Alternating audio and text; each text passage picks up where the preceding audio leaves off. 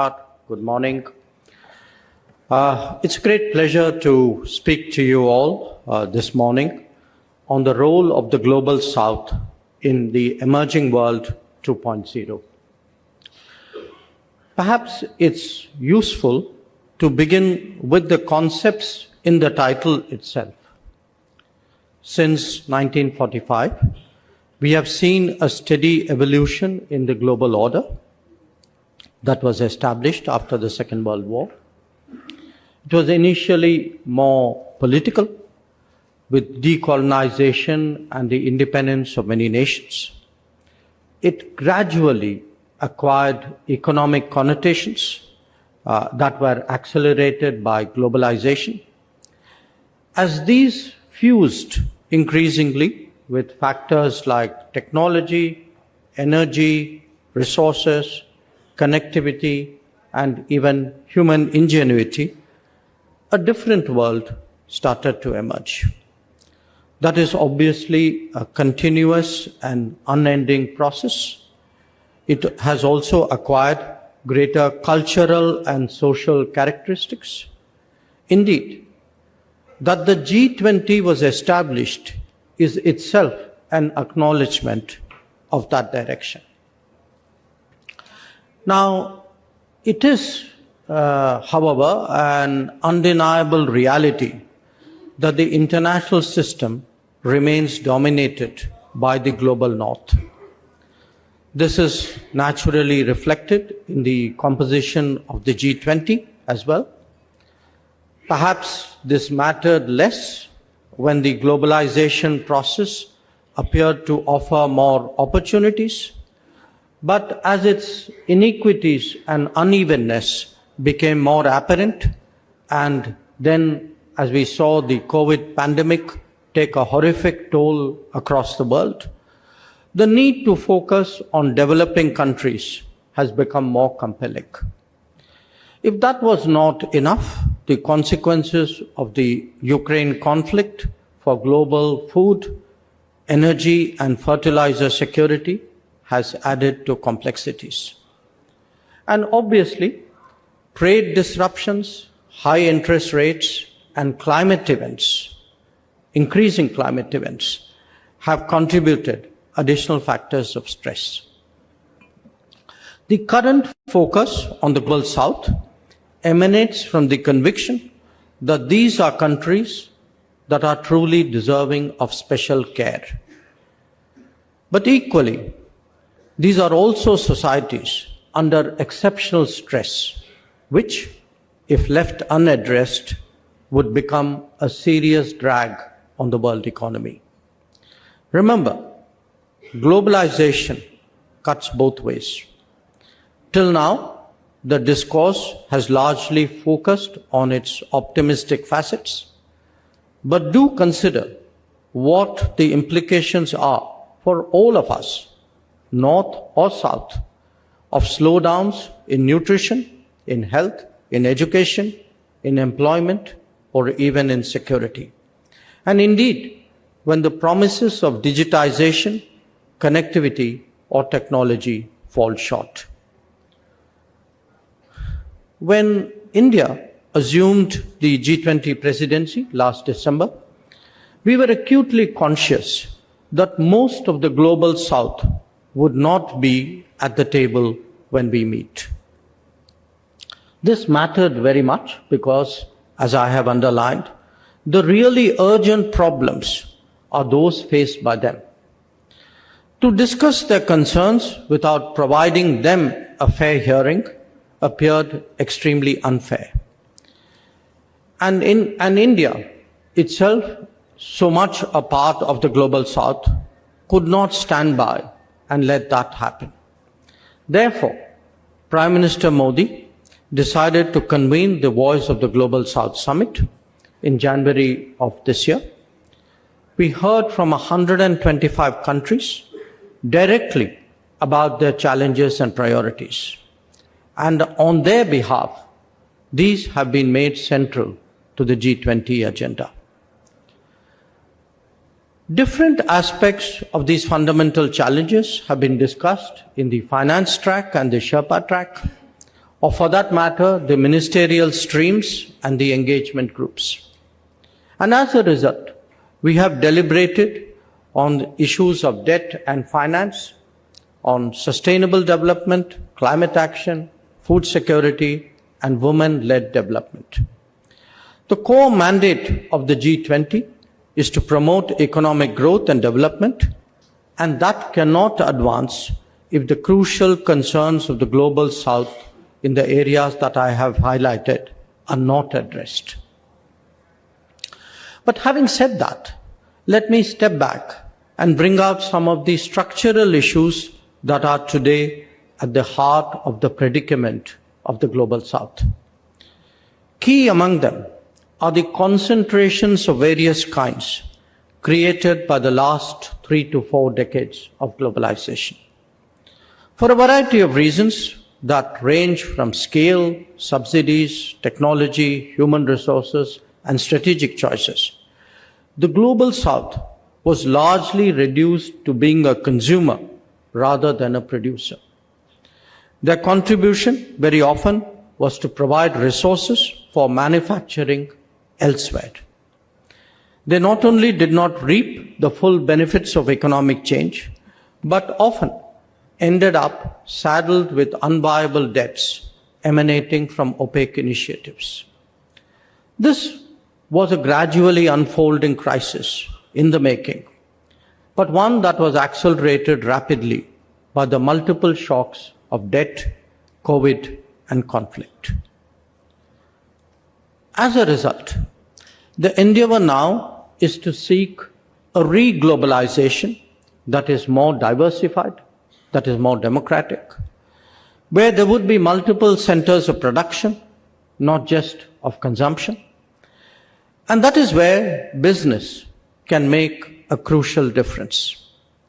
We cannot be at the mercy any longer of a few suppliers whose viability could come into question by unanticipated shocks. This was starkly apparent when it came to health during the COVID pandemic, but it pretty much applies to everything else as well. The compulsion to create more resilient and reliable supply chains is a really pressing one. Its counterpart in the digital domain is driven more by anxieties about trust and transparency. The volatility of the last few years has brought home to us the importance of strategic autonomy. We may talk about seeking a more just, equitable, and participative global order, but at the end of the day, that will only happen when we see commensurate investment, trade, and technology decisions. Where India is concerned, our response to this situation is articulated in the goal of Atmanirbhar Bharat, that is self-reliant India. At its core is the Make in India initiative, one that would not only focus on our own needs, but those of others as well.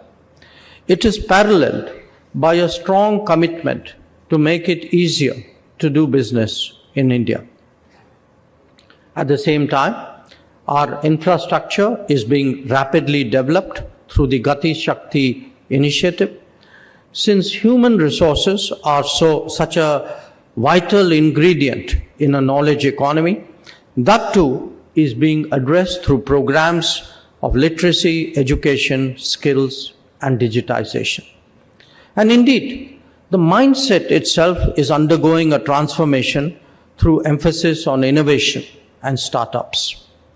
And overall, it is the Modi government's commitment to enhance ease of living that can bind all these positive developments closely together.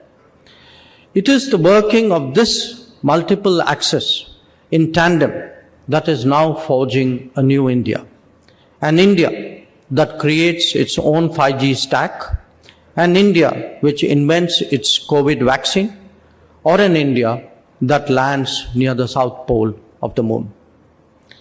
So when you reflect on it, the discourse about the global South is essentially about leaving no one behind. But to preach it convincingly, one has to practice it effectively. And that is what India has sought to do over the last decade.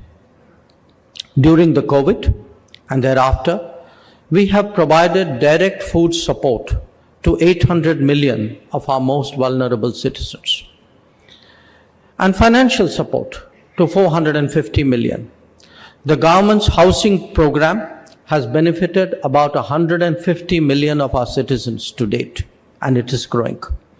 Affordable and accessible healthcare is today within, again, the reach of millions and growing by the day. Pension schemes cover 450 million. And the basic necessities of sanitation, electricity, and water will become universal in the very near future. All of this has been made possible through the creation of a digital public infrastructure. Now, I can share a similar story when it comes to the deployment of renewables, to energy efficiency practices, or to the creation of green infrastructure. Today's India is one where the world simultaneously witnesses experimentation, scaling up, deployment, innovation, and breakthroughs. And I stress these developments not only because they solve 1/6 of the world's problems by themselves, but because they provide replicable models for the rest of the global south.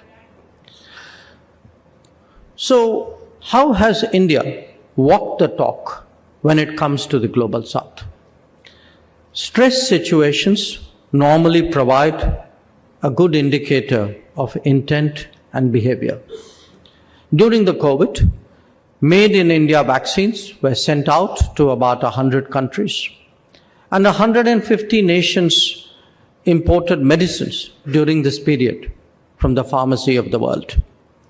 Our own development partnerships have grown very significantly over the last decade, and they extend now to 78 nations across many geographies. 600 projects delivered or under execution are a testimony of our goodwill as much as of our capability. Believing that capacity building is central to global development, we have provided training to 200,000 nationals of more than 160 countries. And our approach is guided by the Kampala principles enunciated by Prime Minister Modi in 2018, which in essence said that the priority of our partners will be the determining criteria. In all of this, India has also been a source of ideas and initiatives focused on the welfare and advancement of the global south. It could be the International Solar Alliance or the Coalition for Disaster Resilient Infrastructure, or for that matter, the One Sun, One World, One Grid, or the One Earth, One Health, or indeed the International Year of Millets, or the Infrastructure for Resilient Island States. We have also stepped forward as a first responder in disaster, emergency, and conflict situations, ranging from Fiji and Myanmar to Mozambique, Yemen, and Turkey. Emerging World 2.0 is one with more engines of growth, a fairer distribution of the benefits of globalization, and greater resources devoted to attaining sustainable development goals and promoting climate action and climate justice. That is not merely a challenge for the policy-making world, but it is even more so for those who shape the real economy every day through their decisions and choices. By prioritizing decisions and choices, I'm therefore very glad that the B20 has risen to the occasion. By prioritizing inclusive growth, resilient supply chains, services trade, digital technologies, innovation, and sustainability, it has established itself as a credible partner of governments who are working to the same ends. The theme RAISE, responsible, accelerated, innovative, sustainable, and equitable, race business says it all. Its task forces and action councils have been a practical articulation of what the world must do. The emphasis on ESG in business and African economic integration is particularly laudable given the larger picture that I have presented before you. I commend the endeavors of B20 India and assure you all that these are truly valuable inputs for the considerations of the leaders when they meet in New Delhi next month. So, ladies and gentlemen, let me conclude by underlining that our expectation is that the forthcoming G20 summit will provide the inspiration and directions for all stakeholders to move in unison to build a better world. Progress and prosperity can only be lasting when they are shared both within societies and between them. I thank you for your attention.